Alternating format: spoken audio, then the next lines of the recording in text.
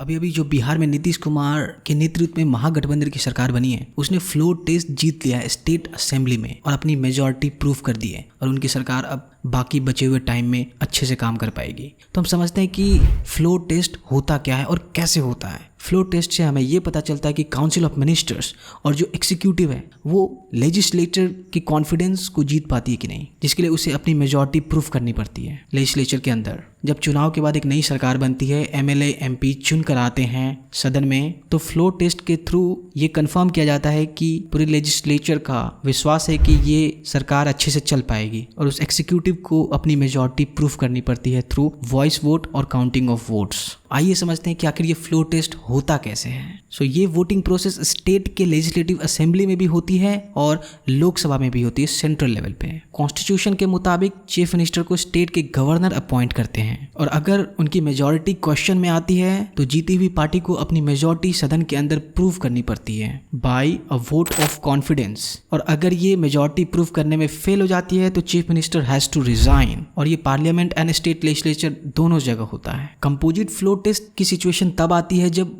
एक से अधिक लोग अपनी सरकार बनाने के लिए दावेदारी पेश करते हैं और गवर्नमेंट किसकी बनेगी ये क्लियर नहीं हो पाती है और गवर्नर के पास क्लैरिटी नहीं होती है कि किसकी सरकार बन सकती है। उस समय गवर्नर एक स्पेशल सेशन बुलाते हैं स्टेट लेजिस्लेचर असेंबली की, फिर वहाँ पे वोटिंग होती है और मेजॉरिटी काउंट होता है जितने भी प्रेजेंट होते हैं और जो वोट करते हैं, और ये वॉइस वोट के थ्रू भी की जा सकती है। तो वोटिंग 3 तरीकों से की जा सकती है। एक वॉइस वोट होती है जिसमें ओरली रिस्पॉन्ड करना पड़ता है लेजिस्लेटर्स को। दूसरा होता है डिवीजन वोट। डिवीजन वोट या तो किसी इलेक्ट्रॉनिक गैजेट के थ्रू होता है, या तो स्लिप्स के थ्रू होता है, या तो बैलेट बॉक्स के थ्रू होता है। बैलेट वोट एक सीक्रेट वोटिंग होती है, जैसे कि हम लोग अपने स्टेट और पार्लियामेंट्री इलेक्शंस के समय सीक्रेट वोट देते हैं। कुछ ऐसा ही लेजिस्लेटर सदन के अंदर वोटिंग करते हैं और वोटिंग के बाद जिसकी भी मेजॉरिटी प्रूव होती है वो अपनी सरकार बना सकते हैं। बट अगर वोटिंग के बाद नंबर ऑफ वोट्स टाई हो जाते हैं तो उस केस में स्पीकर अपनी कास्टिंग वोट करते हैं और फाइनली स्पीकर जिसके पक्ष में वोट करेंगे वो मेजॉरिटी में आ जाएंगे और उनकी सरकार बन जाएगी। तो आई होप दोस्तों आपको इस वीडियो से कुछ सीखने को मिला होगा।